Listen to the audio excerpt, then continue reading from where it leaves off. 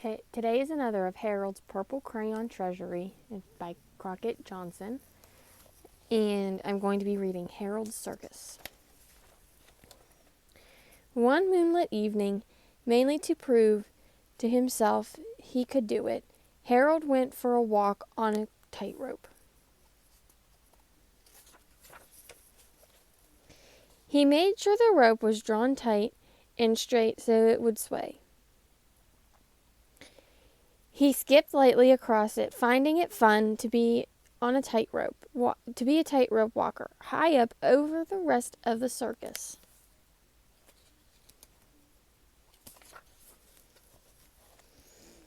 He stayed up on the rope with the greatest of ease until he lost his balance. It also is easy to fall off a tightrope. Harold fell twisting and turning with his purple crayon tight in his hand. By a stroke of luck, a comfortable-looking curve appeared beneath him, and he landed on an elephant's trunk. Quite a trick, he thought, as he rewarded the elephant with a large peanut.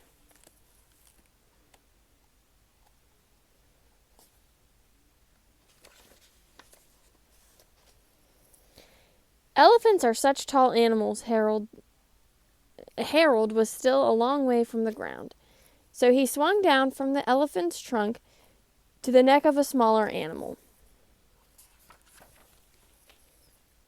It was a lovely circus horse, beautifully trained, and Harold easily put him into a brisk trot.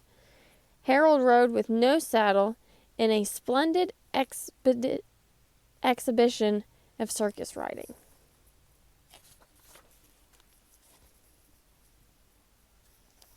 At the finish of his bareback act, he leapt gracefully from the horse. To his embarrassment, he fell and turned a rather ridiculous somersault. Before anyone could laugh at the mishap, Harold pretended he had been clowning. He quickly put on a clown's hat. He put a clown's smile on his face, and he acted silly, like a clown. Finally, he took off the hat and the smile, and gave them back to the clown. The real clown was extremely funny, and Harold laughed and laughed at him. This, Harold told himself, probably was the best circus he had ever seen in his life. Like all circuses, it had a fat lady. She was really amazingly fat. And of course, there was a very tall man. He was really astoundingly tall, and next to him was a very small man. Then there was another lemonade man. He had a great tank of lemonade.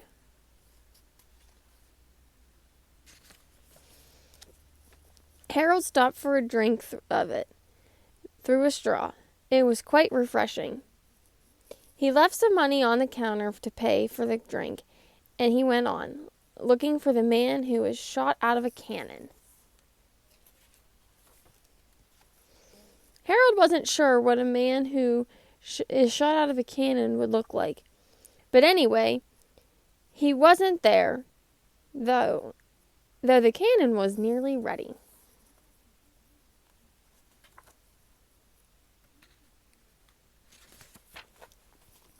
A circus can't wait. There was only one thing to do. The cannon fit Harold perfectly.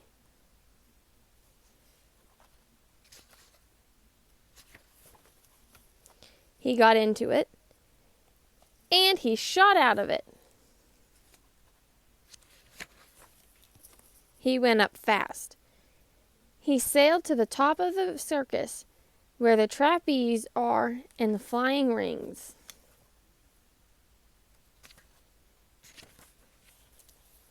He reached out He caught on a flying ring.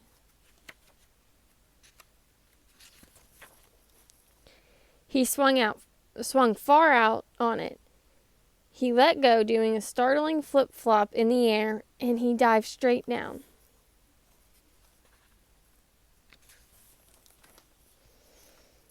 He was sure the elephant would be there to catch him again. Once more, reassuring curve appeared beneath him. But he landed surprisingly hard. This was no elephant's trunk. It was the tail of a lion. Somehow a lion had gotten loose in the circus.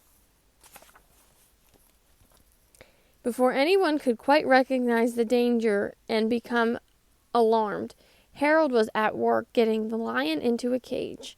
He got it into the cage himself with nothing but a lion tamer's chair. Then, like the bravest lion tamers, he faced the lion. With no thought of fear, he put his head right in the lion's mouth. After he took his head out of the lion's mouth, it occurred to him that lions have big teeth, and suddenly he became a bit frightened at how brave he had been. But his own feelings didn't matter. Harold told himself he had left the lion's cage. The important thing at the circus is to make the audience happy. Harold saw that everybody in his audience wore a delighted smile. Naturally, making so many people happy made Harold happy. And he smiled too, as very modestly he bowed. The end.